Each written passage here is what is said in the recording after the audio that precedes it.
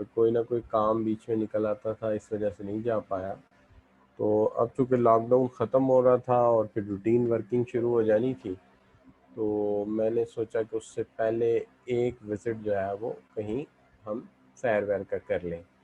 تو اس کے لیے میں نے سوات کا پلان کیا تھا، اور پلان میرا یہ تھا کہ منڈے کو آ جاؤں گا، لیکن منڈے کو پہنچنے کے باوجود بھی ٹیوزڈے کو میں کلاس نہیں لے سکا تھا. اس کی وجہ یہ تھی کہ کافی حد تک میں تھکا ہوا تھا، ٹائرڈ تھا، کافی ٹائرڈ تھا.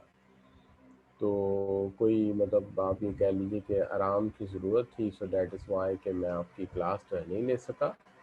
اچھا، تو آج جو ہے ہم اس کو شروع کرتے ہیں. اب جو آپ کی آگے کلاسز ہوں گی یہ ساری انشاءاللہ ریگولر ہوں گی. روٹین میں عام طور پہ کلاس جو ہے بالکل مس نہیں کرتا. بس اس دفعہ ذرا یہ مجھے نکلنا پڑا تو اس کے لیے مجھے ایک آدھ کلاس اسکپ کرنا پڑی. تو آئندہ روٹین میں آپ کو پرابلم نہیں ہوگی انشاءاللہ.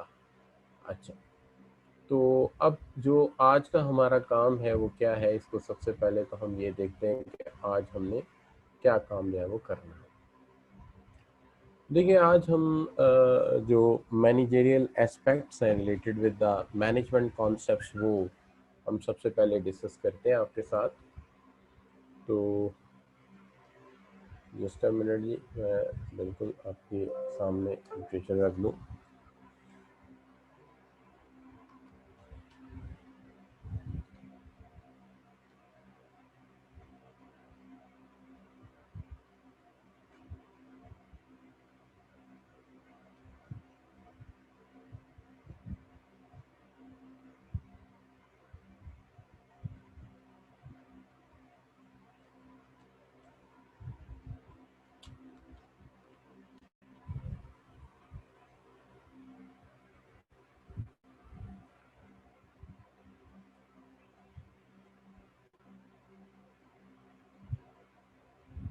وائس میں بھی بہتر کر دیتا ہوں تھوڑی. میں لیٹ می اسٹارٹ فرسٹ. میں ذرا اسٹارٹ کرتا ہوں، پھر انشاءاللہ جو ہے آپ کی ٹھیک ہو جائے گی یہ آواز.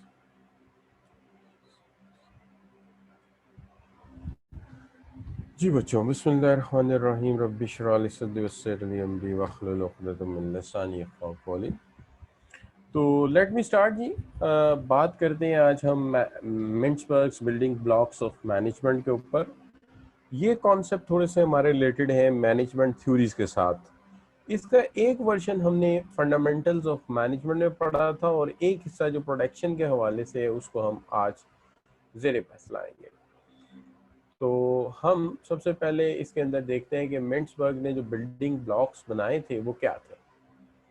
دیکھیے، سب سے پہلی بات تو یہ ہے کہ منسبرگ نے مینجمنٹ کے 3 بلاکس ہیں اس کے اندر اسے بریک کیا تھا.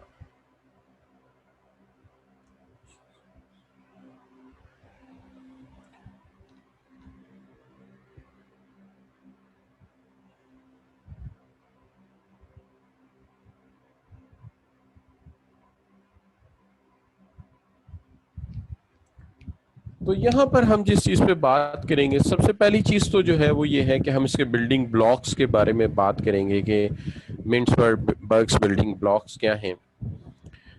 تھوڑا سا اس کو ریلیٹ کریں گے کانسیپٹس آف بیوروکریسی کے ساتھ، اور اس کے بعد ماڈرن ویو اباؤٹ بیوروکریسی کیا ہے آج کے زمانے میں، اور پھر ریویو کریں گے اسی کو بلڈنگ بلاکس کو ایک دوسرے نقطہ نظر کے ساتھ.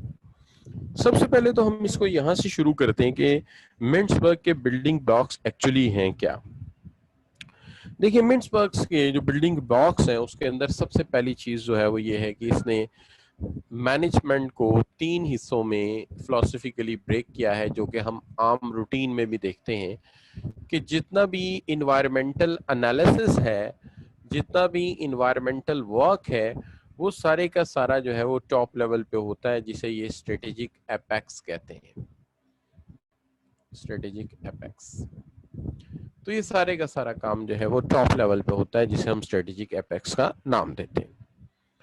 دوسرا جو اس کا حصہ ہے، یعنی جو بھی اوپر کام ہے اسٹریٹجک ایپیکس کے جو کام ہے، اگر آپ اس پہ فوکس کرتے ہیں کہ ان کا کیا کام ہے، تو یہ ٹاپ لیول ہے. ظاہر ہے یہاں پہ عام طور پہ بورڈ آف ڈائریکٹرز یا ٹاپ لیول آف مینجمنٹ ہوتی ہے، اور ٹاپ لیول آف مینجمنٹ جو ہے اس کا کام کیا ہوتا ہے؟ ٹاپ لیولز آف مینجمنٹ کا کام یہ ہوتا ہے کہ سب سے پہلی بات تو یہ ہے کہ انوائرمنٹ انالیسس کریں. انوائرمنٹ انالیسس کریں. انوائرمنٹ انالیسس ہم تھوڑا سا جان چکے ہیں کہ انوائرمنٹ انالیسس عام طور پہ دو طرح کا ہوتا ہے. ایک آپ کا ایکسٹرنل انوائرمنٹ انالیسس ہے اور ایک آپ کا انٹرنل انوائرمنٹ انالیسس ہے. ایکسٹرنل انوائرمنٹ کے اینگل سے آپ جب دیکھتے ہیں تو آپ دیکھتے ہیں کہ آپ کے لیے اپرچونٹیز کیا ہیں اور آپ کے لیے تھریٹس کیا ہیں. دو چیزیں دیکھتے ہیں آپ. لیکن جب انٹرنل کے حوالے سے دیکھتے ہیں تو پھر آپ دیکھتے ہیں کہ آپ کا اسٹرینتھ کیا ہے اور آپ کے پاس ویکنیسز کیا ہے. دو چیزیں. لیکن ایکسٹرنل انالیسس کو فردر آگے دو حصوں میں بریک کر دیا جاتا ہے. ایک حصے کو کہا جاتا ہے کہ یہ آپ کا جو ہے یہ آپ کا میکرو انوائرمنٹ ہے اور دوسرا جو ہے وہ آپ کا مائکرو انوائرمنٹ. مائکرو انوائرمنٹ کا تعلق انڈسٹری کے ساتھ ہے, مارکیٹ کے ساتھ ہے, مارکیٹ کے ساتھ ہے, جبکہ آپ کا جو میکرو انوائرمنٹ ہے اس کا تعلق جو ہے وہ آپ کا میکرو انوائرمنٹ انالیسز یعنی کہ global environment and environment as a whole country, کہ آپ کے پورے ملک کے جو حالات ہیں وہ اس کے اندر کاؤنٹ ہوتے ہیں, جس کو آپ نے پیسٹ انالیسس کے طور پہ پڑھا ہے پچھلی تھیوریز میں. اس کے بعد ٹاپ لیول کے جو اسٹریٹجک اپیکس ہے اسے یہ طے کرنا ہوتا ہے کہ جی ہمیں کون سے پروڈکٹس بنانے ہیں اور ان پروڈکٹس کو جو ہے وہ کن مارکیٹس میں ہمیں سیل کرنا ہے, کس مارکیٹس میں ہمیں سیل کرنا ہے. تو پروڈکٹس کیا بنانے ہیں, مارکیٹ کون سی میں سرو کرنا ہے. اور عام طور پہ ایک پروڈکٹ بنانے کا فیصلہ چند منتھ کا نہیں ہوتا, عام طور پہ یہ فیصلہ ذرا لانگ ٹرم ہوتا ہے. مثال کے طور پہ یہ کم از کم 3 سال 3 ایئرز یا اس سے زیادہ کا ٹائم جو ہے لیتا ہے, لہٰذا 3 یا اس سے زیادہ سال کے لیے ہوتا ہے. تو یہ ہے اسٹریٹجک اپیکس کا کام جو کہ اوپر موجود ہے ٹاپ لیول پہ. اب جو بھی کام اوپر طے ہوتا ہے وہ عام طور پہ جو پرفارم کرتا ہے وہ جو ہے آپ کا آپریشنل کور کرتا ہے, جو بالکل نچلے لیول پہ ہے. وی کالڈ اٹ آپریشنل کور. تو جتنا بھی کام اوپر طے ہوتا ہے وہ پرفارم کرنے کے لیے جو لوگ موجود ہوتے ہیں ہم انہیں آپریشنل کور کا نام دیتے ہیں. تو یہ سارے کا سارا کام جو ہے وہ نچلے لیول پہ ہوتا ہے جسے ہم آپریشنل کور کہہ سکتے ہیں.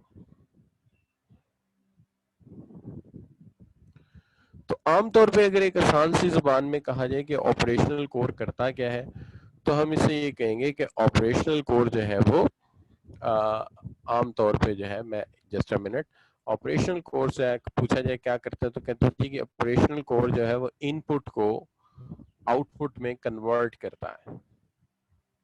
ان پٹ کو آؤٹ پٹ میں کنورٹ کرتا ہے, convert in put into out put. تو دیٹس وائی وی سے دیٹ کہ ٹاپ لیول پہ جو لوگ بیٹھے ہوئے ہیں وہ بورڈ آف ڈائریکٹرز ہیں, وہ انوائرمنٹ انالیسز کرتے ہیں, وہ آرگنائزیشن کے اندر کی انوائرمنٹ بھی دیکھتے ہیں اور آرگنائزیشن سے باہر کی انوائرمنٹ بھی دیکھتے ہیں. وہ پروڈکٹس کو بھی دیکھتے ہیں, وہ مارکیٹس کو بھی دیکھتے ہیں, کون سے پروڈکٹس بنانے ہیں, کون سی مارکیٹ میں آپ نے بیچنے ہیں. اور اس کے علاوہ یہ جو عام طور پہ پلاننگ کرتے ہیں یہ 3 سال یا اس سے زیادہ کی ہوتی ہے. ظاہر ہے جب ایک پروڈکٹ کمپنی بنائے گی تو چند ماہ کے لیے تو نہیں بنائے گی, جب بھی بنائے گی صرف پلانٹ بھی لاؤ گے, مشینری بھی لاؤ گے, اس کے لیے آپ پورا جو ہے وہ ویلیو چین بناؤ گے, تو obviously یہ ویلیو چین جو ہے وہ چند ماہ کے لیے تو نہیں بنے گا, it's made for a long run. Long run کا مطلب یہ ہوتا ہے 3 سال یا اس سے زیادہ کے لیے. تو یہ کام ہے جو کہ کرتا ہے آپ کا اسٹریٹجک اپیکس. لیکن جو بھی کام آگے پریکٹیکلی پرفارم کرنا ہوتا ہے آپریشنلی وہ نیچے آپ کے آپریشنل کور نے کرنا ہوتا ہے, جو ان پٹ کو آؤٹ پٹ میں کنورٹ کرتا ہے, یعنی را مٹیریل لا کے اس کی گڈس بنا کے مارکیٹ کو سپلائی کرتا ہے, گڈس بنا کے مارکیٹ کو سپلائی کرتا ہے. تو یہ سارا کام جو ہے یہ آپریشنل کور کا ہے, یہ فزیکلی چیزیں بنا کر جا کے مارکیٹ میں سپلائی کرتے ہیں. یہ سارا کام جو ہے نیچے ورکر اور سپروائزر لیول کام نیچے کر رہا ہوتا ہے, ورکر اینڈ سپروائزر. अब अगर आप गौर करें तो जो वर्कर एंड सुपरवाइजर लेवल है वो बहुत नीचे आ गया और जो स्ट्रेटेजिक एपेक्स है वो बहुत ऊपर आ गया। अब जो ऊपर का स्ट्रेटेजिक एपेक्स है और नीचे का जो ऑपरेशनल कोर है, दोनों के दरमियान एक वाज़ह गैप मौजूद है। मिसाल के तौर पे जो ऊपर के लोग हैं वो काफ़ी ज़्यादा पढ़े लिखे, लर्नड और एजुकेटेड लोग हैं, और नीचे के जो लोग हैं वो ऑपरेशनल कोर के लोग हैं, जो सादा लू हैं, सिंपल मिजाज के हैं, वो ज़्यादा टेक्नोक्रेटिक टाइप के नहीं है, वो ज्यादा पढ़े लिखे नहीं है। लिहाजा जो ऊपर स्ट्रेटेजिक एपेक्स ने बात की है या जो इंस्ट्रक्शंस दी हैं या जो स्ट्रेटेजी बनाई है वो नीचे वाले लेवल के लिए समझना नामुमकिन है। वो ये हो ही नहीं सकता कि उसको समझ सके, चूंकि वो इतने क्वालिफाइड लोग जो ऊपर बैठे हुए हैं और एक्सपीरियंस लोग, और नीचे जो बैठे हैं वो इतने सादा और सिंपल लोग, दोनों में कम्युनिकेशन कैसे होगा। लिहाजा इन दोनों को आपस में मिलाने के लिए दरमियान में भी एक कोर आ जाता है या दरमियान में भी एक लेवल आ जाता है, और वो लेवल जो है वो इन दोनों को आपस में रिलेट करता है, और इसको हम कहते हैं, ये है हमारा मिडल लाइन। ये है हमारा मिडल लाइन। तो यहाँ पे मिडल लाइन मैनेजर्स आ जाते हैं। तो जो मिडल लाइन मैनेजर्स हैं वो यहाँ पे आ जाते हैं। मिडल लाइंस मैनेजर को अगर देखा जाए तो क्या करते हैं, मिडल लाइंस मैनेजर जो है ऊपर से स्ट्रेटजीज को पिक करते हैं, समझते हैं, और उनको शॉर्ट टर्म प्लान में कन्वर्ट करके नीचे ऑपरेशनल कोर को प्रोवाइड कर देते हैं, यानी उससे सिंपल टैक्टिकल लेवल पे कन्वर्ट करके या टैक्टिक्स में कन्वर्ट करके फॉरवर्ड कर देते हैं। इसका मतलब ये हो गया कि ऊपर जो प्लान बना था वो नीचे वालों को समझ ही नहीं आना था। उसको समझाने के लिए मिडिल लाइन जो है वो बेसिकली इंटरफेस का काम कर रही है। इंटरफेस का मतलब ये हो गया कि दोनों को आपस में मिला रही है। जो ऊपर से स्ट्रेटेजी आ रही है उसको इंस्ट्रक्शंस में कन्वर्ट करके नीचे फॉरवर्ड कर रहे हैं, और जो नीचे वर्किंग हो रही है उसको रिपोर्ट कर रहे हैं, उसको जो है वो फीडबैक उसका जो है वो ऊपर प्रोवाइड कर रहे हैं कि नीचे एक्टिविटी क्या हो रही है। तो ये काम है आपके ऑपरेशनल कोर का। तो ऑपरेशनल कोर को अगर आप देखते हैं, सॉरी आपके जो है मिडिल लाइन मैनेजर का, तो मिडिल लाइन मैनेजर को अगर आप देखते हैं तो ये स्ट्रेटेजिक एपेक्स और ऑपरेशनल कोर दोनों को आपस में मैच करता है, दोनों को आपस में मैच करता है। तो चूंकि ये दोनों को आपस में मैच कर रहा है, लिहाजा इस मैचिंग करने की वजह से या दोनों को आपस में मिलाने की वजह से हम कहते हैं कि ये इंटरफेस का काम कर रहा है। जिस तरह कहते हैं ना, operating system is an interface between computer and the user, बिल्कुल इसी तरह ये भी इंटरफेस है between operational core and strategic apex. तो ये इंटरफेस का काम करता है। अब ये आ गया जी आपका इंटरफेस वाला रोल। अब इसके अलावा है तो ये तीन ही लेवल, बेसिकली तो यही तीन लेवल आप आमतौर पे ऑर्गेनाइजेशनल हायरार्की में भी पढ़ते हैं। लेकिन जो काम मिंट्सबर्ग ने किया है, मिंट्सबर्ग ने ये काम किया है कि उसने इसको फर्दर चेंज किया और इसके अंदर कुछ मजीद एडिशन किया है।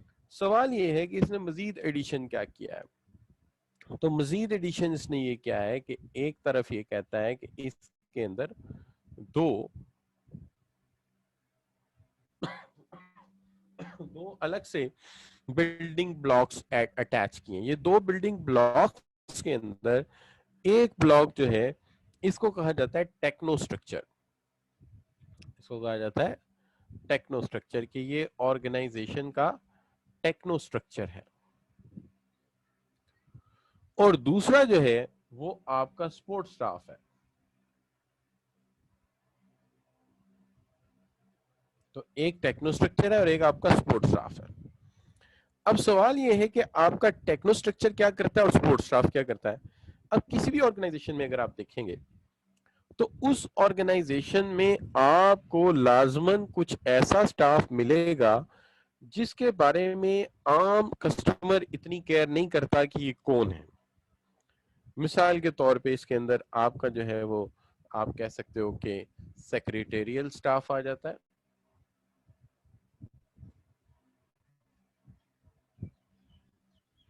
इसी तरह आपका जो है वो रिपेयर वर्क करने वाले आ जाते हैं,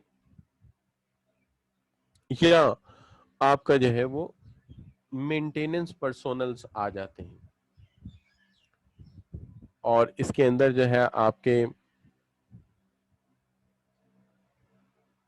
मेंटेनेंस और पर्सोनल्स और क्लीनिंग स्टाफ जो है वो सारे का सारा इसमें आप अटैच कर देते हैं। तो ये वो स्टाफ।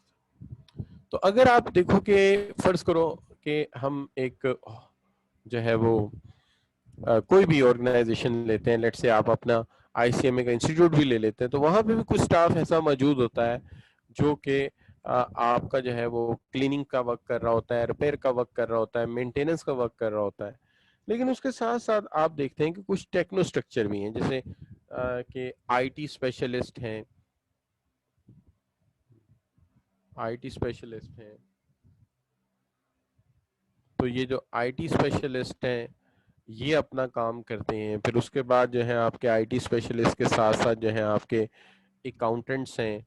अकाउंटेंट्स हैं ये जो सॉरी अकाउंटेंट्स कह रहे हैं, आईटी स्पेशलिस्ट हैं। फिर आपके जो है कोई टेक्निकल मशीन या इक्विपमेंट चलाने वाले हैं, या आपका कोई लिटिगेशन में मामला है, आपको कोई लीगल कंसल्टेंट की ज़रूरत पड़ जाती है, तो ये आपके कंसल्टेंट की ज़रूरत पड़ जाती है, या आपको बिल्डिंग बना रहे हैं उसके डिज़ाइनर की ज़रूरत पड़ जाती है, तो ये लोग ऑन कॉन्ट्रैक्ट बेस आप हायर करते हैं और इनसे आप काम लेते हैं, जो कि टेक्निकल एडवाइस करने के लिए आपके लिए होते हैं।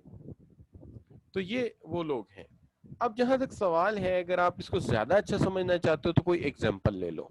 एग्जाम्पल में आप ले लीजिए जैसे कि हॉस्पिटल है, ठीक है जी। हॉस्पिटल की एग्जाम्पल ले लेते हैं कि हॉस्पिटल में जो हॉस्पिटल का मेडिकल बोर्ड होता है, जो हॉस्पिटल का जो हॉस्पिटल का मेडिकल बोर्ड होता है वो ऊपर आ जाएगा, वो स्ट्रेटेजिक एपेक्स है। लेकिन एचओडीज है, हेड ऑफ डिपार्टमेंट्स हैं, वो मिडल लाइंस आ जाएंगे। ठीक हो गई बात। और नीचे जो उनके डॉक्टर्स हैं जो डायरेक्ट पेशेंट को ट्रीट कर रहे हैं, वो हमारे ऑपरेशनल स्टाफ में आ जाएंगे। ठीक है जी। अच्छा, और फिर उसके साथ साथ जो हमारा हॉस्पिटल का क्लीनिंग स्टाफ है, मेंटेनेंस स्टाफ है, सपोर्ट स्टाफ है, वो इधर आ जाएगा, नर्सिंग भी इधर आ जाएगी। लेकिन जो हमारे एमआरआई मशीन चलाने वाले हैं, एक्सरे मशीन रन करने वाले हैं, ठीक है जी, सीटी स्कैन करने वाले हैं, ये सारा स्टाफ जो है ये टेक्नो स्ट्रक्चर में आ जाएगा। अगर ये कॉलेज या यूनिवर्सिटी है तो जो प्रोग्राम डिजाइनर हैं, यानी आप ये कह लीजिए कि जो आपका बोर्ड ऑफ स्टडीज है वो ऊपर आ जाएगा, वो स्ट्रेटेजी एपेक्स आ जाएगा, बोर्ड ऑफ स्टडीज। और नीचे जो हेड ऑफ डिपार्टमेंट हैं, जिनको फिर आप कह सकते हैं डीन वगैरह, वो यहाँ आ जाएंगे। और उसके बाद यहाँ पे प्रोफेसर्स आ जाएंगे जो प्रोफेशनली आपको यहाँ पे पढ़ाएंगे, ठीक है, ऑपरेशनल स्टाफ में आ जाएंगे। और सपोर्ट स्टाफ वही होगा जो क्लीनिंग कर रहा है, रिपेयर कर रहा है, मेंटेनेंस कर रहा है। टेक्नो स्ट्रक्चर में आपके आईटी स्पेशलिस्ट आ जाएंगे, ठीक है जी। और कॉलेज में ऑब्वियसली कुछ जो है आपके सैटेलाइट रिलेटेड, बाज कॉलेज में सैटेलाइट वगैरह के एंटीना लगे होते हैं, टेक्निकल असिस्टेंट्स होते हैं, डिफरेंट लैब्स होती हैं, उनका स्टाफ जो है वो टेक्निकल स्ट्रक्चर में आ जाएगा। तो इस तरह हम इसको जो है वो तकसीम कर देंगे जो है 5 हिस्सों में। तो इसको हम कहेंगे this is what we called the 5 building blocks given by the मेंसबर्ग।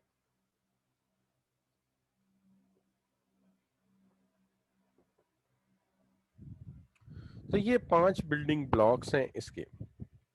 अब जहां तक सवाल है कि अगर हम बात करते हैं कि बेसिकली ये मामला चला कहाँ से, तो ये इसकी डिटेल मैंने यहाँ पे प्रिंट कर दी है, ताकि जब आपको मैं एज अ नोट्स इसको आपको दूंगा तो खाली तस्वीर से काम नहीं चलेगा। जितनी बातें मैंने कही हैं वो कंपोज ऑफ भी यहाँ पे कर दी हैं, यानी शॉर्ट टर्म के लिए नहीं, सिर्फ नोट्स बना दिए हैं आपके, ताकि आप साथ साथ इसको पढ़ भी सकें।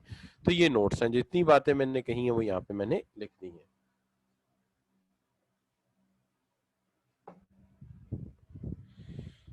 अब यहाँ तक सबसे पहले तो ये कंफर्म होना चाहिए कि ये पांचों जो बिल्डिंग ब्लॉक्स हैं ये आपको समझ आ गए हैं। तो आप में से कोई बच्चा मुझे फीडबैक दे दे कि ये बात उनको समझ आ गई है। ठीक है बच्चों।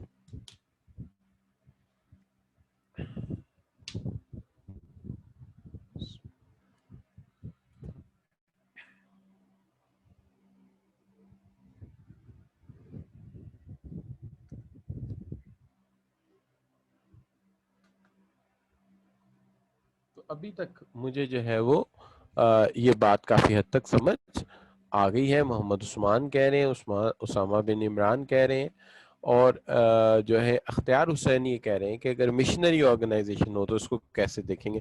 It varies from missionary organization to missionary organization, یہ ویری کر سکتا ہے, لیکن آپ نے یاد رکھنا ہے کہ جو اوپر بیٹھے اسٹریٹجی بنا رہے ہیں ٹاپ لیول پہ, ان کو رکھیں اسٹریٹجک اپیکس میں, اور بیسک سروس پرووائڈر جو نیچے بیٹھے ہوئے رکھیں آپریشنل کور میں, اور دونوں کو جو لنک کرے وہ مڈل لائن ہے. ٹھیک ہے, تو آپ کوئی بھی ایگزامپل لے آئیں گے تو اس کے اندر آپ اس کو ایڈجسٹ کر سکیں.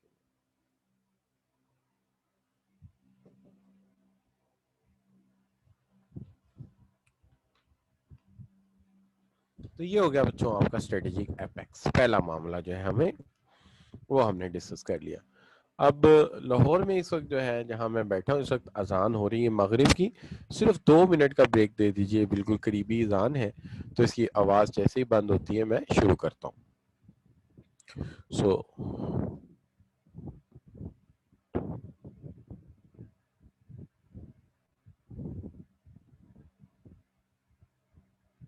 اذان کے لیے صرف 2 منٹ, اس کے بعد شروع کرتا ہوں.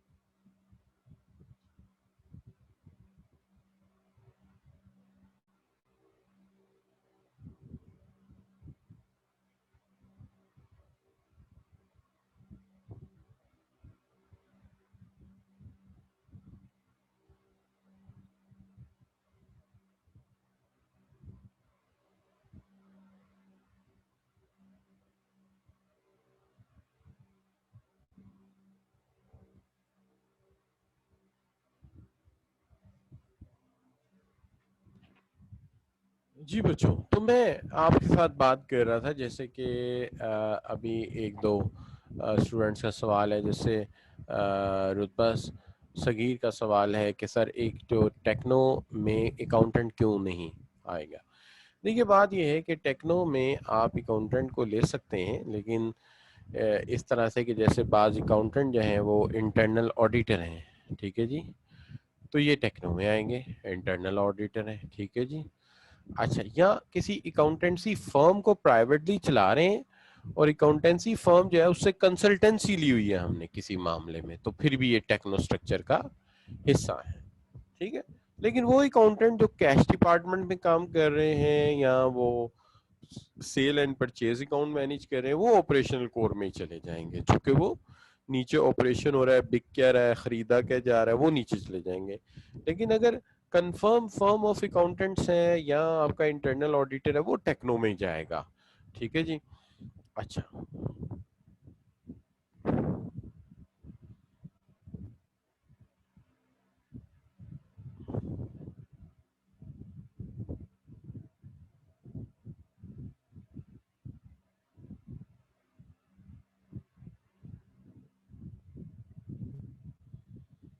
سپورٹ سٹاف میں دیکھیے، اگر آپ حمزہ اقبال جو آپ نے سوال کیا کہ دونوں میں فرق کیا ہے، میں آپ کو ایک چھوٹی سی مثال دیتا ہوں، ڈاکٹرز کی مثال دیتا ہوں. دیکھیے، آپ ڈاکٹرز ہاسپٹل میں اپنا چیک اپ کروانے جاتے ہیں. میں آپ سے پوچھتا ہوں یار ڈاکٹرز ہاسپٹل کیوں جاتے ہو؟ تو آپ کو کہ سر وہاں پہ نا ڈاکٹر سجاد ہیں، بڑے اچھے کنسلٹنٹ ہیں، میں ان کے پاس جاتا ہوں. تو آپ کے پاس باقاعدہ ڈاکٹر سجاد کا نام ہوگا، ٹھیک ہے. لیکن آپ کبھی نہیں کہیں گے کہ وہاں پہ جو ہے وہ جو ہے کیا نام لیتے ہیں، جو ہے وہ سلمہ نام کی نرس ہے، اس کے لیے میں جاتا ہوں. کیوں؟ وہ نرس کوئی بھی ہو، انجیکشن ہی لگوانا ہے نا، وہ لگا ہی دیں گی.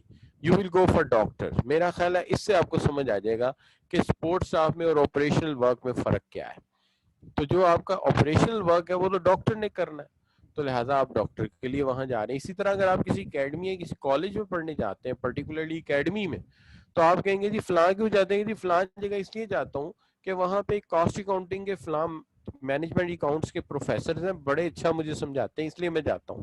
لیکن کبھی آپ یہ نہیں کہیں گے کہ میں اس لیے وہاں جاتا ہوں کہ وہاں پہ جو ہے محمد ارشد نام کا سویپر ہے، وہ کلیننگ بڑی اچھی کرتا.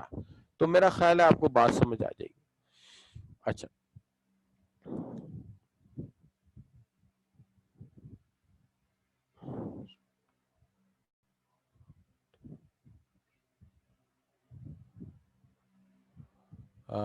حسن آپ بالکل سمپل بات ہے، آپ خود سوچئے سب سے اوپر کون ہے؟ سب سے اوپر اسٹریٹجک اپیکس ہے.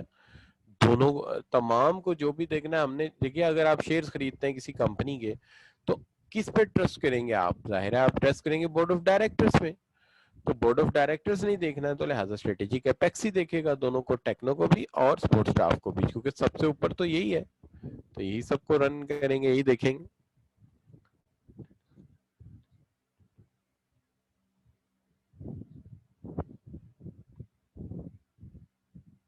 ٹھیک ہوگی بات. تو ایک دفعہ ہم سم اپ کر دیتے ہیں، آپ کو سم اپ یہ کر دیتے ہیں کہ ہم نے آج 5 بلڈنگ بلاکس پڑھے جو کہ منٹسبرگ نے انٹروڈیوس کرائے.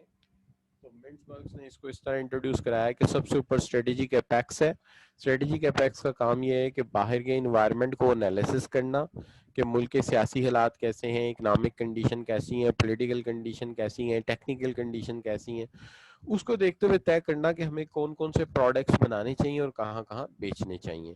ان کا فیصلہ چونکہ عام طور پہ پروڈکٹس اور مارکیٹس کے متعلق ہوتا ہے، لہٰذا اس میں کوئی شک کی بات نہیں کہ ان کا فیصلہ جو ہے لانگ رن کے لیے ہوتا ہے. نیچے بیٹھے جو لوگ ہیں ان کے کیے گئے فیصلوں پر عمل درآمد کرتے ہیں، جنہیں ہم آپریشنل کور کہتے ہیں. وہ ان پٹ کو آؤٹ پٹ میں کنورٹ کرتے ہیں اور وہ پروڈکٹ تیار کرتے ہیں، جو بھی اسٹریٹجک اپیکس انہیں کہتا ہے وہ پروڈکٹ یہ تیار کرتے ہیں. لہٰذا جو بھی معاملات اوپر طے ہوتے ہیں کون کون سا پروڈکٹ بنانا ہے، they made by the operational core. لیکن چونکہ یہ آپریشن کور والے لوگ بہت سادہ ہیں اور اسٹریٹجک اپیکس کے لوگ بورڈ آف ڈائریکٹرز بہت زیادہ جینیس ہیں، انٹیلیجنٹ ہیں اور اپر لیول کی بات کریں گے، لہٰذا دونوں کو لنک اپ کرنے کے لیے بیچ میں مڈل لائن آ جاتی ہے جو کہ اوپر کی انسٹرکشن نیچے فارورڈ کرتی ہے اور نیچے کے جو کام ہے اس کا فیڈ بیک اوپر پرووائڈ کرتی ہے. اس کے باوجود بھی 2 اہم کور اور بھی ہیں، جس کے اندر ایک ٹیکنیکل کور ہے یا ٹیکنو اسٹرکچر ہے جو ٹیکنیکل سپورٹ پرووائڈ کرتا ہے، جیسے I T specialist, lawyer, firm of accountants. تو یہ ہمیں ٹیکنیکل سپورٹ دیتے ہیں. جبکہ دوسری طرف اگر آپ دیکھتے ہیں کہ جو سپورٹ سٹاف ہے، جو کلیننگ سٹاف ہے، جو مینٹیننس سٹاف ہے، وہ بھی ساتھ ہمارے کام کرتا ہے. لیکن سپورٹ سٹاف ہو گیا، کلیننگ سٹاف ہو گیا، یہ عام طور پہ ٹیمپریری جابنگز ہوتے ہیں. ٹھیک ہے جی، یہ سوئچ بھی ہو جائے تو کوئی فرق نہیں پڑتا. لیکن آپریشنل کور عام طور پہ پرماننٹ ورکر ہوتے ہیں آپ کے اور ریگولر ہوتے ہیں. تو یہ سچویشن ہوتی ہے اس کے اندر.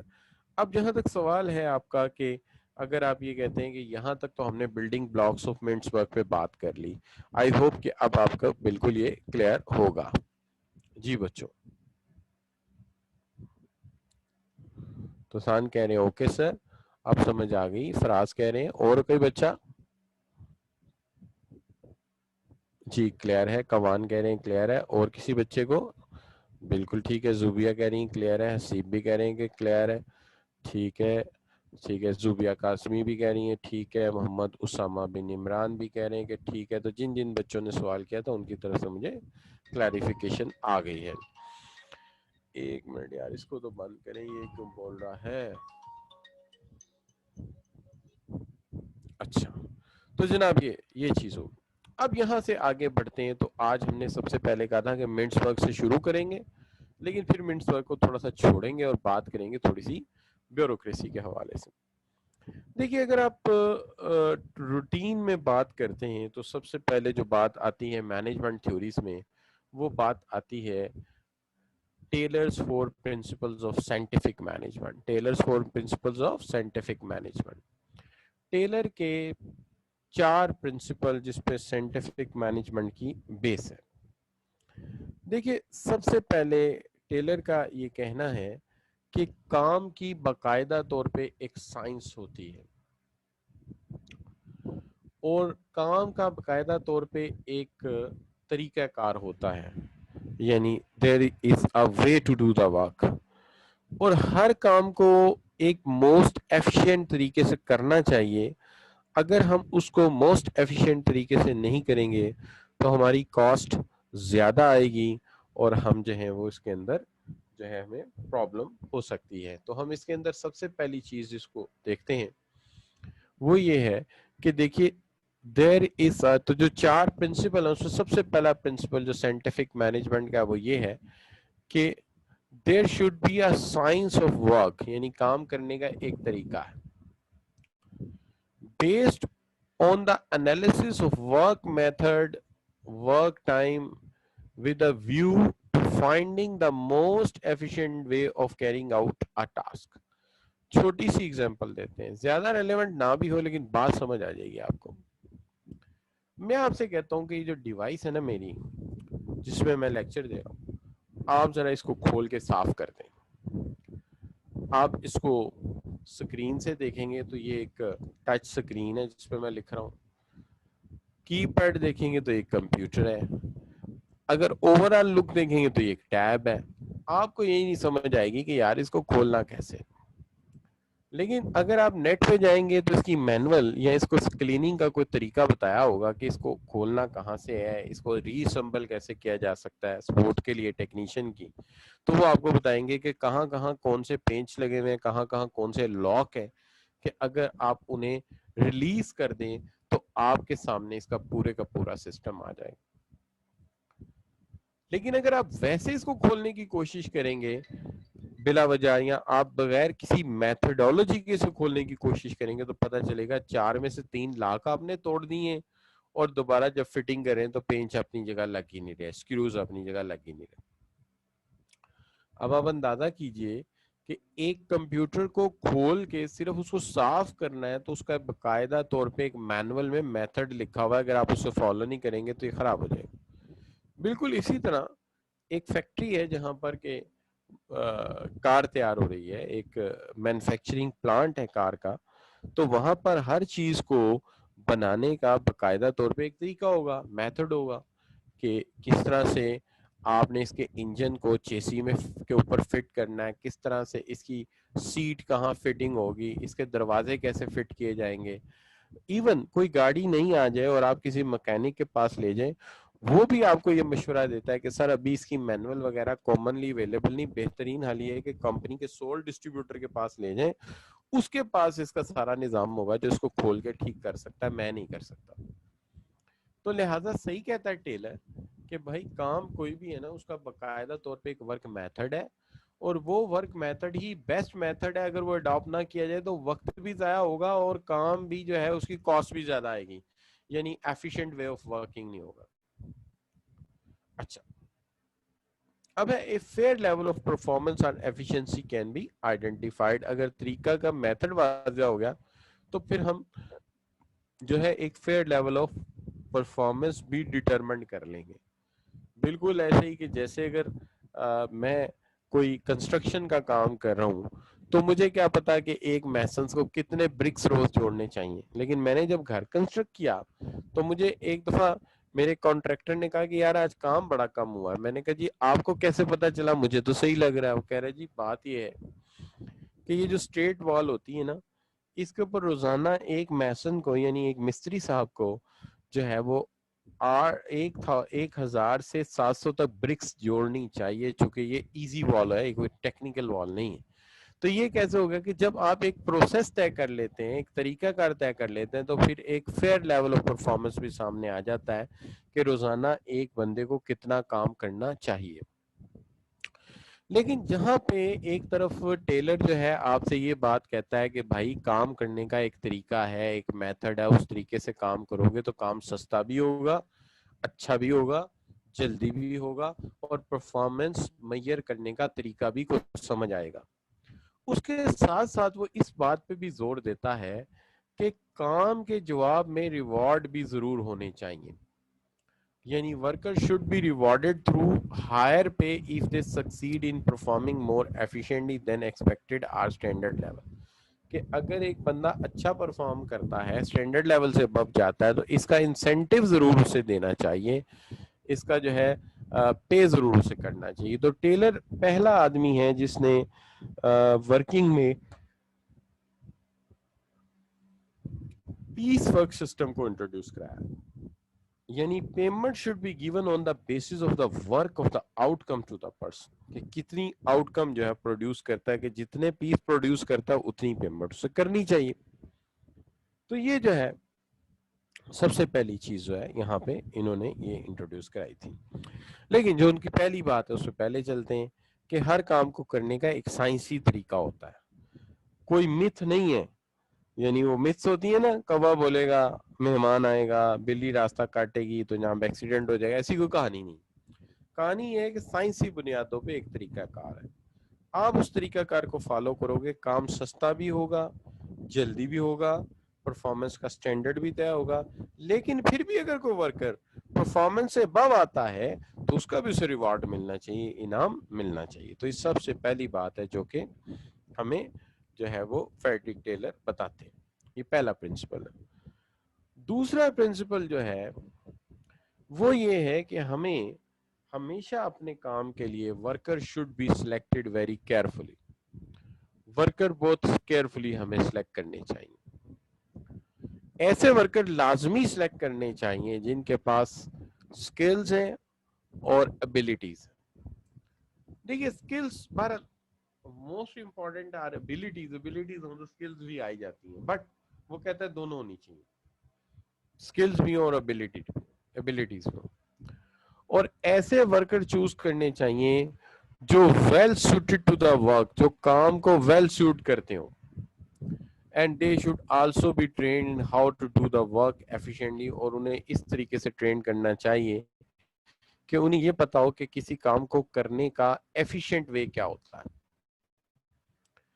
دیکھیے بغیر ٹریننگ کے بھی کام ہو جاتا ہے، نان ایفیشینٹ وے میں بھی کام ہو جاتا ہے. میری وائف کے پاس ایک گاڑی ہے، پہلے میرے پاس تھی وہ مہران، تو اب وہ خیر later on I have purchased a cults. And then over ہم نے جب سٹی خریدی تو میں نے کہا کہ 3 میں سے ایک گاڑی آپ بیچ دیتے ہیں، تو بیگم نے کہا نہیں مہران نہیں بیچنی. ایک دفعہ کہیں جانا تھا، کہیں رستہ وہاں تنگ تھا، تو بیگم نے کہا کہ چھوٹی گاڑی ہی لے کے جانی ہے مجھے. تو غالباً اس کا ایک شیشہ چلتا نہیں تھا، وہ اس کے وہ ایک لیور ہوتا ہے جہاں سے وہ گھماتے ہیں تو وہ چلتا ہے. تو میں نے کہا اب کیا کروں. میں نے ایک دن ایسے ہی سوچا کہ یار اس کو خود کر کے دیکھتے ہیں کیا ہوتا ہے. رات کا ٹائم ہے، اب میں کہاں جاؤں. میرا یہ خیال تھا 1-2 پینچ وہ اندر کھولا جا کے، تو وہ تو مصیبت پڑ گئی. اور میں نے اس کو کھولا تو وہ شیشہ اندر گر گیا دروازے کے.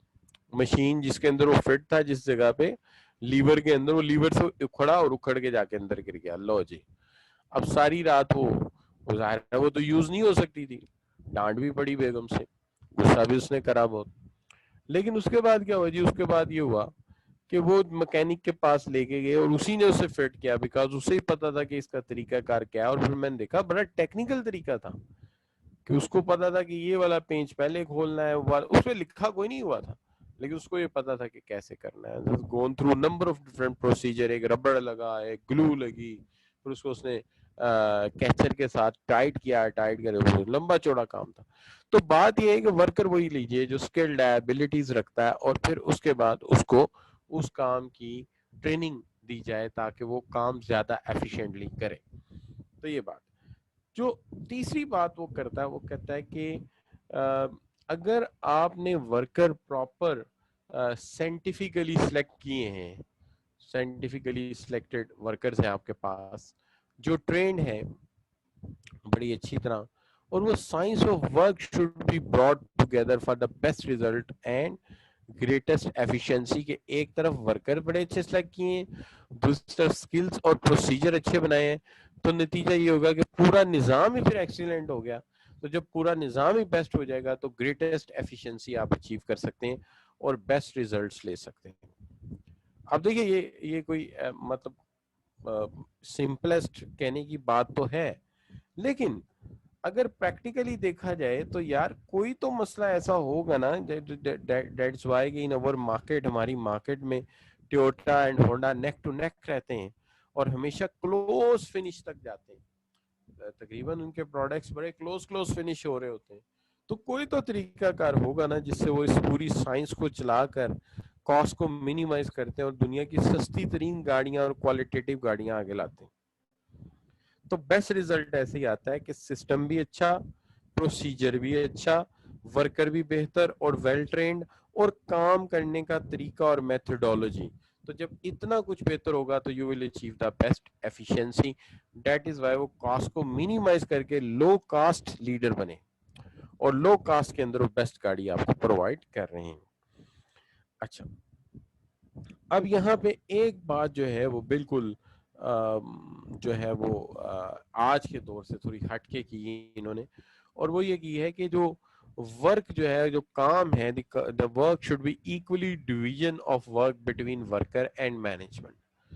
کہہ رہے ہیں کہ ورکر کو کہیں احساس نہیں ہونا چاہیے کہ کام تو سارا میرے ذمہ لگا ہوا ہے اور مینجمنٹ تو بالکل عیاشی مار رہی ہے، عیاشی بانٹ رہی ہے، تو یہ تو بڑا اچھا ہے جی، یہ تو فارغ بیٹھے ہمیں انسٹرکشنز دیتے رہتے ہیں.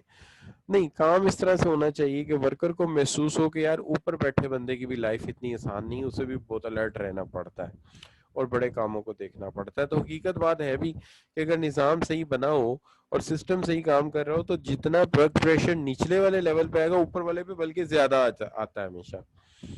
تو لہٰذا یہ کہتا ہے کہ اس میں تقسیم کام کی جو ہے لوڈ برابر آنا چاہیے. سارے کا سارا کام ورکر پہ اور سپروائزر فارغ نہیں، تمام پہ لوڈ ڈسٹریبیوٹ ہونا چاہیے. وہ بھی بیزی ہو، یہ بھی بیزی ہو، ہر بندہ اپنا کام یعنی اس کا مطلب یہ ہے کہ کوئی انسان اپنی انرجیز کو رکھ کے نہ بیٹھا ہو کہ کام نیچے آپریشنل لیول کر رہا ہے، مینیجر کا برین فری چھوڑا ہوا. نہیں، تمام برین انگیج ہو، تمام برین آئیڈیاز کے ساتھ، ایکٹیویٹی کے ساتھ انگیج ہو تاکہ بیسٹ ریزلٹ لایا جا سکے. تو یہ 4 پرنسپل جو ہیں سائنٹیفک مینجمنٹ کے ہمیں ٹیلر نے دیے ہیں. تو یہ ہو گئے ٹیلر کے سائنٹیفک پرنسپل. اب آگے چلتے ہیں. تو ابھی تک ہم نے جو ہے سب سے پہلے منٹسورتھ کے بلڈنگ بلاکس پہ بات کی، پھر ٹیلر کے 4 پرنسپلس پہ بات کی. اب ہم بات کرتے ہیں کلاسیکل سکول کے حوالے سے ہنری فیول پہ. دیکھیے ہنری فیول جو ہے وہ بیسیکلی ایمفسائز کرتا ہے کچھ پرنسپلس پہ. تو ہنری فیول کے جو پرنسپلس ہیں بیسیکلی وہ ہیں کیا؟ فیول کے بنیادی طور پہ تو کہا جاتا ہے کہ 14 رولز ہیں. 14 رولز ہیں، 14 رولز بتائیں اس نے. بعض اوقات تو شک پڑتا ہے کہ یہ کہیں قائد اعظم کی نقل تو نہیں کر رہا تھا، 14 پوائنٹس دے رہا تھا، لیکن بہرحال اس کی فیلڈ علیحدہ اور ان کی فیلڈ علیحدہ. تو 14 پوائنٹس اس نے جو ہے ہمیں دیے ہیں، اور وہ 14 پوائنٹس ہیں وہ 3 بنیادی اصولوں پر بنائے گئے. یہ جو 3 بنیادی اصول ہیں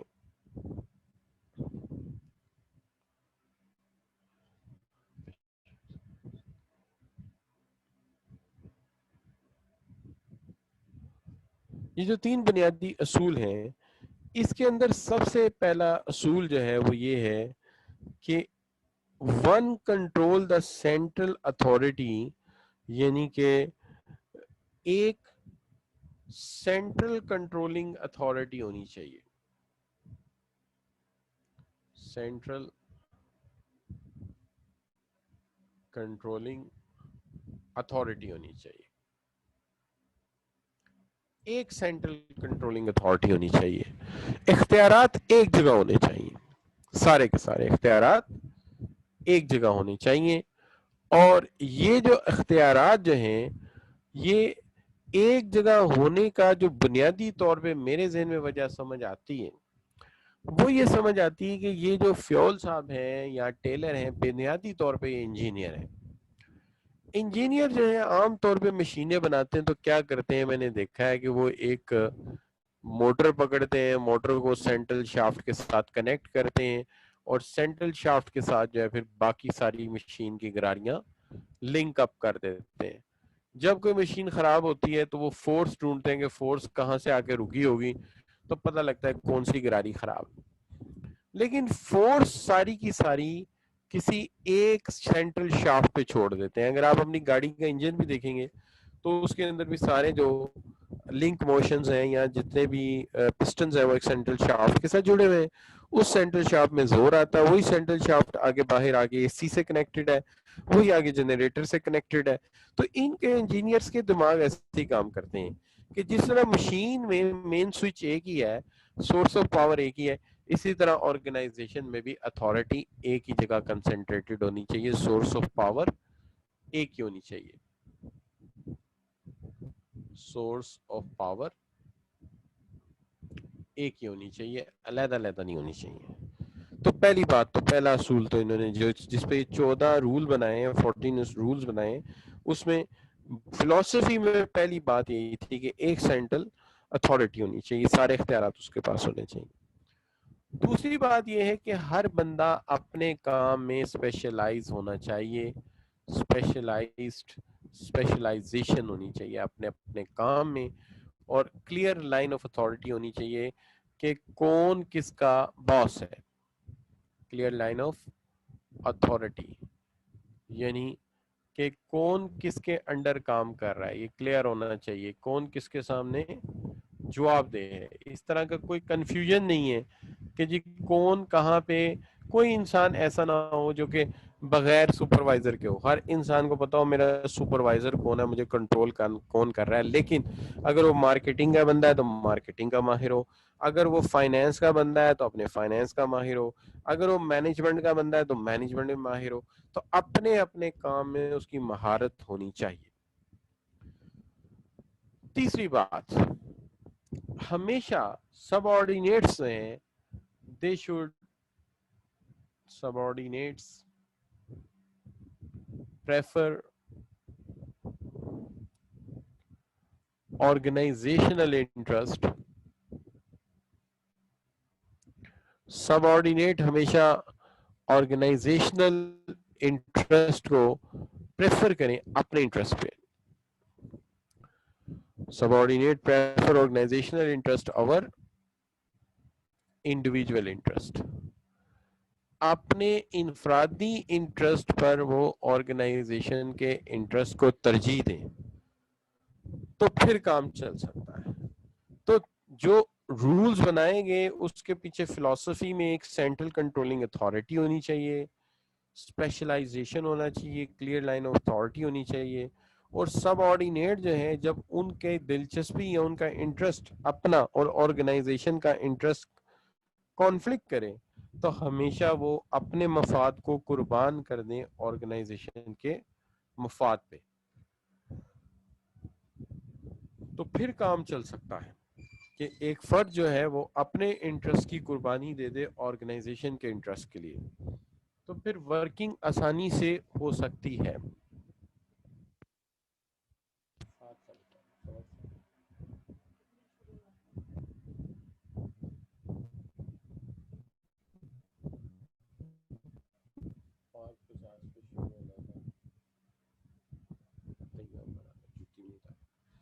تو بچوں میں یہ بات کر رہا تھا کہ یہ کچھ اصول ہیں جو بڑے ضروری ہیں. اب جہاں تک سوال ہے ان کے 14 پرنسپل کا، میں ون بائی ون ایک ایک رول آپ کے سامنے رکھتا ہوں. سب سے پہلا رول تو یہ ہے کہ ورکر ایک جگہ اکٹھے کرنے کا کوئی فائدہ نہیں ہے، ڈویژن آف لیبر ہونی چاہیے. ڈویژن آف لیبر کا مطلب یہ ہے کہ اسپیشلائزیشن کے مطابق ورکرز کو علیحدہ علیحدہ کرو. پروڈکشن ورکر علیحدہ ہوں، سیلز کے لوگ علیحدہ ہوں، یعنی یہ علیحدہ علیحدہ اپنے اپنے یونٹس میں کام کریں. ٹھیک ہے جی. پرچیز کے لوگ علیحدہ ہوں، یہ علیحدہ علیحدہ اپنے اپنے یونٹ میں بیٹھے ہوں تاکہ ایک ہی کام ریپیٹڈلی کریں. اور جب یہ ایک ہی کام ریپیٹڈلی کریں گے تو ان کے کام میں صفائی آئے گی، ان کے کام میں پھرتی آئے گی، ان کے کام میں جو ہے وہ کمپیٹیبلٹی آئے گی، اور ان کی جو ڈرا بیکس ہیں وہ ریموو ہوں گے. لہذا ہم یہ چاہتے ہیں کہ یہ سب جو ہیں یہ علیحدہ علیحدہ ہوں اور اپنے اپنے یونٹس میں کام کریں، اپنی اپنی جگہ پہ کام کریں.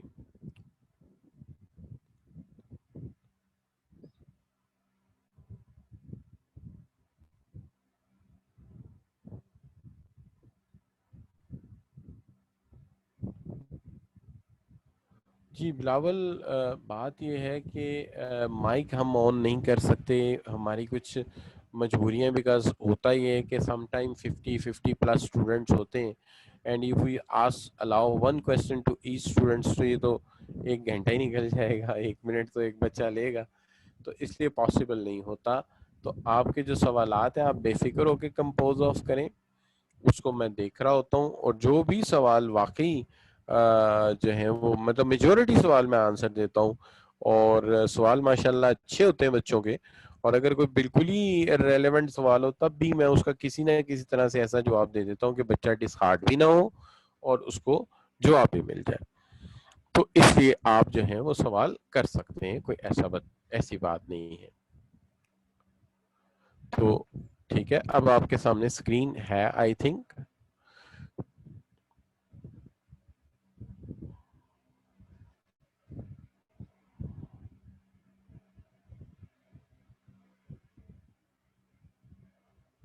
جی ٹھیک ہو گیا. تو اس کے آپ جو ہیں وہ آہستہ آہستہ آپ بھی سیکھتے جائیں گے، ہم لوگ بھی آپ کے ساتھ چل چل کے سیکھتے گئے اس طریقے سے پڑھانا. ورنہ میں بھی خود بھی کلاس میں بھی پڑھاتا تھا بچوں کو، اور کلاس میں زیادہ ظاہر ہے فیس ٹو فیس بات کرنے کی تو ذرا اور بات ہوتی ہے، لیکن گریجولی یہ لرن کیا ہے کہ یہ طریقے میں بھی بڑا فائدہ ہے. اس میں آپ کا ٹائم بچتا ہے، پیٹرول بچتا ہے، ٹائم سیکیور ہوتا ہے. وہی ٹائم ہم جو ہے وہ ریپیٹڈلی خود ایک چیز کو پڑھ کے زیادہ اچھا یاد کر سکتے ہیں، تو ایڈوانٹیجز بھی بہت ہیں.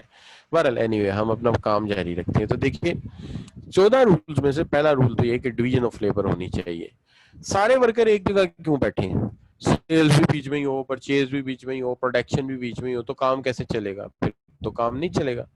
لہٰذا ان کو علیحدہ علیحدہ کریں. پروڈکشن والے الگ بیٹھے، سیلز والے الگ بیٹھے، پرچیز والے الگ بیٹھے، سارے الگ الگ بیٹھ کے اپنا اپنا کام کریں تاکہ ایک جگہ ایک خیالات کے ایک طرح کے لوگ ہوں. اور جب وہ اکٹھے کام کر رہے ہوئیں گے، مارکیٹنگ کے لوگ الگ ہیں، پروڈکشن کے الگ ہیں، تو وہ ایک دوسرے سے سکلز بھی سیکھیں گے. ٹھیک ہے، اس طرح ڈویژن آف لیبر ہو جائے گی. آپ کی لیبر تقسیم ہو جائے گی جیسے فوج تقسیم ہو گئی ہے، آرمی الگ ہے، ایئر فورس الگ ہے، نیوی الگ ہے. بالکل اسی طرح سے پروڈکشن الگ ہے، سیلز الگ ہے، پرچیز الگ ہے. اب آگے آگے اتھارٹی. دیکھیے management must have the authority to give order. اگر ہم کسی مینجمنٹ کے آفیشیل کو اتھارٹی نہیں دیتے، وہ حکم ہی نہیں دے سکتا. اتھارٹی نہیں تو منوا ہی نہیں سکتا بات. لہٰذا جس کو بھی آپ رسپانسبلٹی دیتے ہو بھیا اتھارٹی ضرور دو. میں اس کی مثال یہ دیتا ہوں کہ فرض کیجئے میں کالج کے بعد آپ کو کھڑا کر دیتا ہوں، کہتا ہوں جی جو بچہ لیٹ آئے گا اس کو آپ نے سمجھانا ہے. آپ ایک دن سمجھاتے ہو جوید لیٹ کیوں آئے تھے؟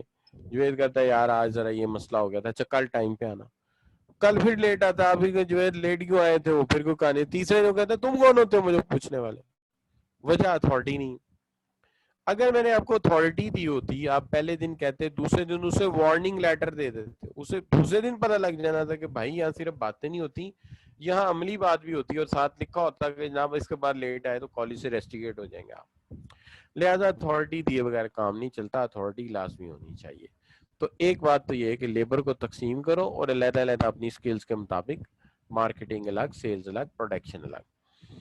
دوسری طرف اتھارٹی دو. تیسری بات یہ ہے کہ ایک ڈسپلن مینٹین ہونا چاہیے. جس کا دل چاہے جا کے سوئچ آن کر دے مشین کو, جس کا دل چاہے چین ریموو کر کے اس کی کلیننگ شروع کر دے. No, there should be a discipline so that کہ کوئی ہیلتھ اینڈ سیفٹی وائلیشن نہ ہو جائے, کوئی آگ نہ لگا کے بیٹھ جائے, کوئی مشین نہ خراب کر دے. تو ایک ڈسپلن ہونا چاہیے, اور جس کی اجازت نہیں وہ کام آپ نہیں کر سکتے. یونٹی آف کمانڈ ہونی چاہیے. یونٹی آف کمانڈ کا مطلب یہ ہوتا ہے کہ there should be one boss for one subordinate. Basically اس کا مطلب ہوتا ہے a sub ordinate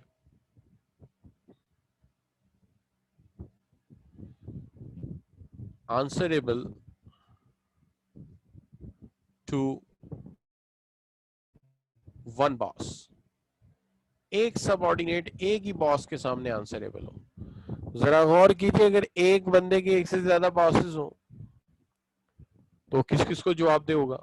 so therefore there should be one boss for one person. ایک بندے کے لیے صرف ایک باس ہونا چاہیے تاکہ اسے پتا ہو کہ اس سے میں نے انسٹرکشن لینی ہے. کسی کا بھی ایک سے زیادہ باس نہیں ہونا چاہیے. اچھا, تیسری چیز جو ہے وہ یہ ہے کہ جناب آگے بڑھتے ہیں تو there should be a scalar chain. یعنی اسکیلر چین کا مطلب یہ ہوتا ہے کہ ایک چین آف کمانڈ ہو جو ٹاپ آف آرگنائزیشن سے چلے باٹم تک.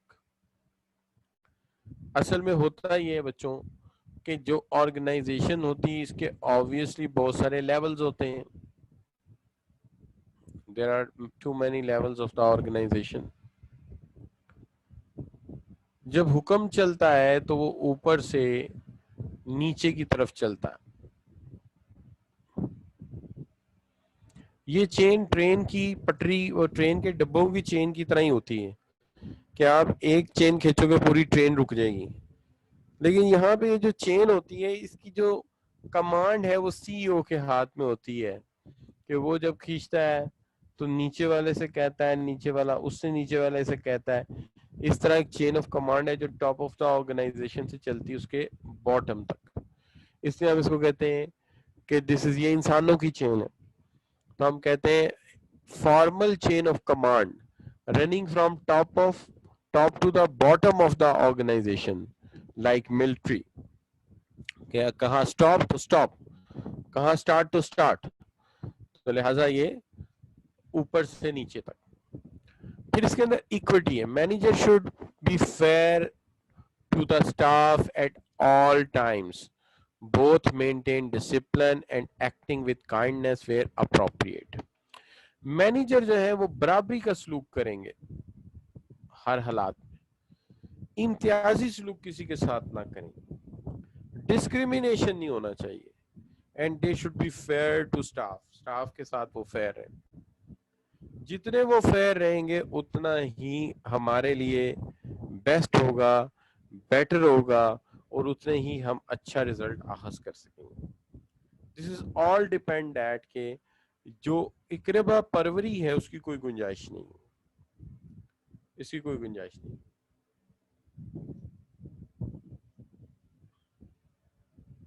ڈسپلن کی ضرورت ہے, اس لیے ڈسپلن چاہیے تو پھر سلوک بھی برابری کا ہوگا. اس کے علاوہ آرگنائزیشن میں پروموٹ کرنا پڑے گا ٹیم اسپرٹ کو, کہ آپ کو ایک دوسرے کی مدد کرنی ہے, آپ کو ایک دوسرے کی ہیلپ کرنی ہے, آپ کو ایک دوسرے سے نالج کو, اسکل کو, میتھڈالوجی کو چھپانا نہیں ہے, بلکہ ٹیم پلیئر کے طور پہ ایک دوسرے کی ہیلپ کرنی ہے. اب ٹیم پلیئر کی جو بات ہے وہ اگر میں ایسے کہتا رہوں آپ کو سمجھنا ہے, شاید مجھے کسی اور طریقے سے سمجھانا پڑے گا. ذرا سوچئے کہ ہم ہاکی کے پلیئر, ہاکی کی ٹیم ہے, ایک فارورڈ, سینٹر فارورڈ جو ہے وہ سوچتا ہے کہ میں نے آج 3 گول کرنے ہیں, اور وہ ہر دفعہ جب ڈی میں گیند لے کے جاتا ہے کسی کو پاس نہیں دیتا اور گیند چھن جاتی.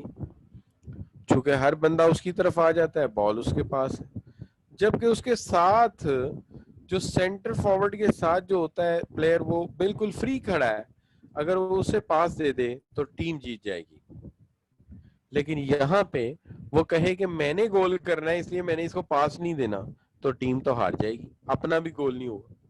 لہذا ٹیم اسپرٹ کا مطلب یہ کہ ٹیم کی خاطر قربانی دینا، کہ جہاں پہ دوسرا پلیئر فری نظر آ رہا ہے پاس اس کو دے دیا. جب پاس اس کو دے دیا گول تو کنورٹ ہو گیا نا بھائی، ٹیم تو جیت گئی. اگلی دفعہ وہ شاید آپ کو پاس دے دیں، یا اگلی دفعہ آپ کی طرف اتنے لوگ نہ لپکیں، ٹھیک ہے جی، گول آپ کا ہو جائے. تو یہ چیز ہے ٹیم اسپرٹ. اسی لیے کہتے ہیں کہ organizational interest should be preferred over individual interest. Employees جو ہے وہ انیشیٹو لیں، انہیں آپ اجازت دیں کہ جناب اگر کوئی کریٹو آئیڈیا ہے تو وہ اس کو کیری آؤٹ پلان کر سکیں. یہ نہیں ہے کہ عمریں گزر گئیں ایک بکل والا شوز بناتے ہوئے کبھی یہ نہیں سوچا کہ لیسز لگا کے دیکھ لو کہ کم وقت ہو سکتا ہے کوئی مختلف چیز بن جائے. اچھا، کبھی سوچا ہی نہیں. اتنا تو فریڈم دو کہ اگر کوئی آئیڈیا کسی کے پاس ہے تو وہ شیئر کریں، پلان کریں، تاکہ اس کا بینیفٹ لیا جا سکے. تو یہ بڑا ضروری ہے. تو یہ بڑا ضروری ہے. تو ہم کہتے ہیں کہ انیشیٹو جو ہے وہ ضرور ہونا چاہیے. تو میں پچھلی اسکرین آپ کو دکھا دیتا ہوں. ایک منٹ، کون کہہ رہا ہے؟ بچہ کہہ رہا ہے، انامتا زیدی کہہ رہی ہیں. میں دکھا دیتا ہوں. پچھلی اسکرین جو تھی وہ یہ والی تھی جس میں 4 اصول تھے، 4 پرنسپل تھے. تو میں نے division of labour, authority, discipline, unity of command, اور پھر یہ اگلی اسکرین پہ 4 میں نے رکھے ہیں تاکہ لکھنے کی بھی گنجائش رکھنی ہوتی ہے نا اسکرین پہ. 14 کرنے ہیں ٹوٹل ہم نے. اب باقی جو رہ گئے اس میں سے کچھ میں نے انیشلی یہاں پہ ڈسکس کر دیے، یہ والے ہیں.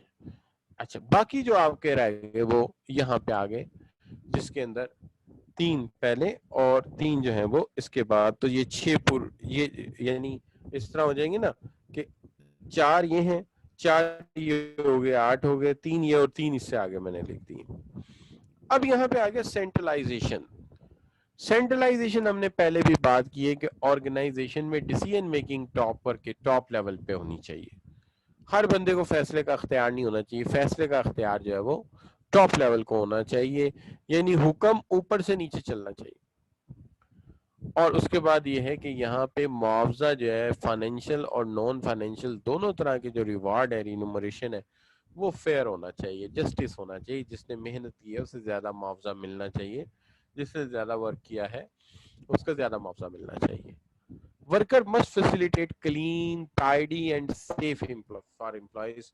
کہ ورکر جو ہے وہ ایسی فیسلٹیز پرووائڈ کی جائے، ایسی فیکٹری پرووائڈ کی جائے جہاں پہ ماحول صاف ستھرا ہو، کلین ہو، نیٹ ہو، بڑا ٹائڈی قسم کا انوائرمنٹ ہو، جہاں پہ کام کرنا ورکر کے لیے آسان ہو اور وہ سمپلی کام کر سکے.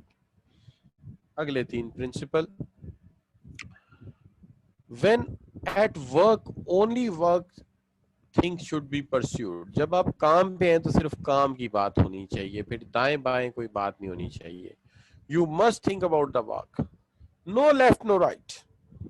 کام کے وقت صرف کام کی بات اور کوئی بات نہیں. میں آپ کو بتاتا ہوں کہ چائنیز کے ساتھ کسی بندے نے کام کیا تو مجھے بتاتا ہے کہ میں نے کوئی بات کی تو اس نے کہا تمہیں پتہ نہیں ہے میرے ورکنگ کا ٹائم ہے، اس وقت تم نے کیوں بات کی؟ تو باقاعدہ اس بندے نے مائنڈ کیا کہ آپ یہ بات نہیں کر سکتے ہو. باقاعدہ طور پہ اس نے مائنڈ کیا کہ آپ یہ بات نہیں کر سکتے. میں ایک منٹ ذرا یہ منامک بھی ٹھیک کر دوں آپ کے لیے.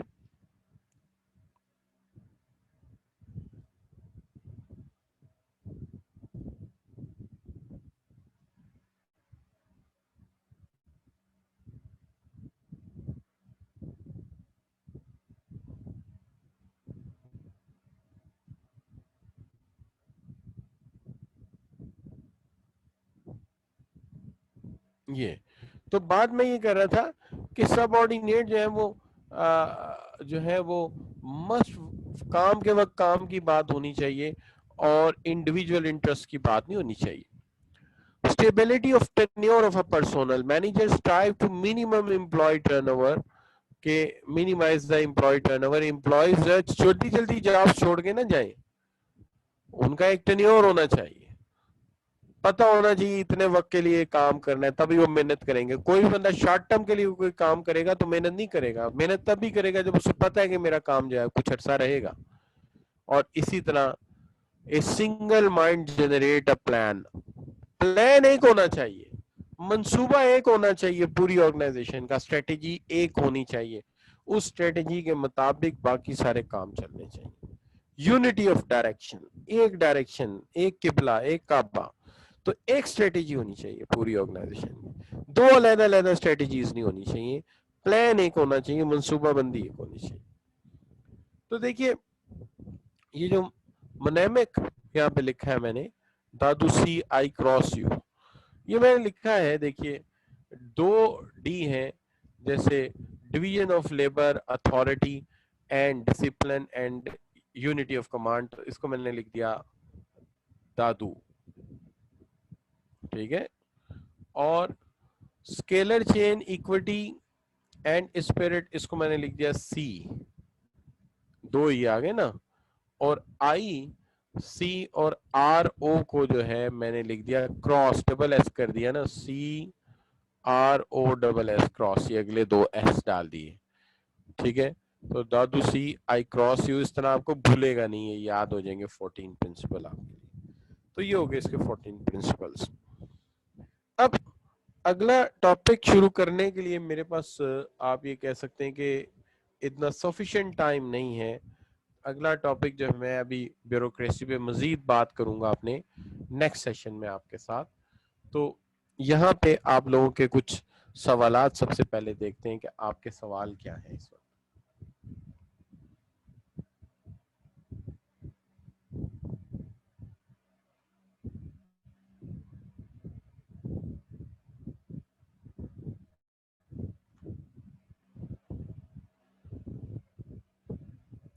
जी,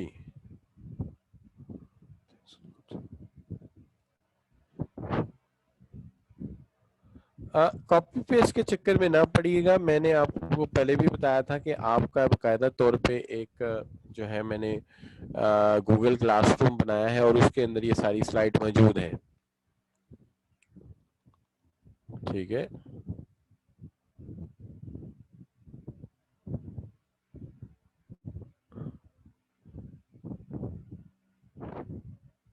नहीं देखिए बिलावल, मैं ये नहीं कह रहा, देखिए जब मैं किसी की थ्योरी पढ़ा रहा हूँ मैं उसकी बात कर रहा हूँ। अगर डिसेंट्रलाइजेशन हो तो वो तो होती है, मैं तो बात कर रहा हूँ कि फ्यूल ने क्या सजेशन दी है, तो मैं फ्यूल के हवाले से बात कर रहा हूँ। आप फ्यूल को समझिए कि फ्यूल क्या कहता है, ठीक है, वो सेंट्रलाइजेशन की बात करता है। डिसेंट्रलाइजेशन होती है उसने नहीं कहा, उसने तो वो तो फेवर में ही नहीं है इसकी, तो लिहाजा मैं फ्यूल के हवाले से बात कर रहा हूं, तो फ्यूल सेंट्रलाइजेशन की फेवर करता है, ठीक है। तो जब मैं कोई थ्योरी पढ़ा रहा हूं तो मैं उस राइटर की बात कर रहा हूं कि वो क्या कहता है, ठीक है। तो आई एम नॉट, वो समझो कि मैं वकील नहीं हूं कि मैं उसका दिफा करूं, ठीक होगी ना बात। तो I am not lawyer to justify his answer, ठीक है।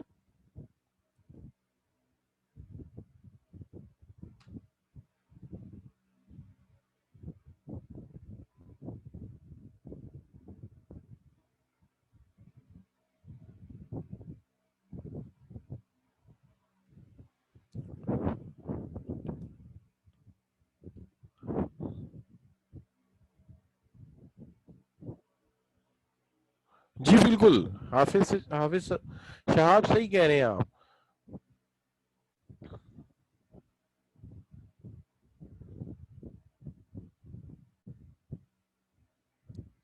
हसान शाह, कोई मसला नहीं है बेटे, अगर ये पहला लेक्चर है तो सिर्फ इस वक्त 1 या 2 लेक्चर कंडक्ट हुए हैं, आप यहाँ से ज्वाइन कर सकते हैं बड़ी आसानी से। रिन्यूमरेशन का मतलब रिवॉर्ड, जिसके अंदर आपके आपकी जो है पे आ जाती है, आपके फ्रिंज बेनिफिट आ सकते हैं, तो हम इसको रिन्यूमरेशन का नाम देते हैं।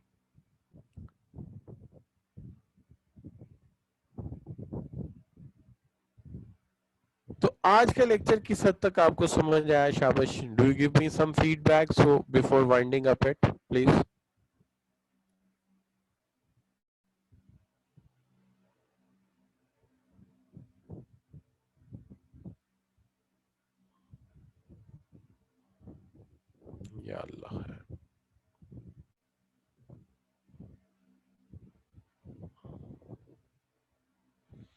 جی گوان کہہ رہے ہیں 100% زبردست رہا.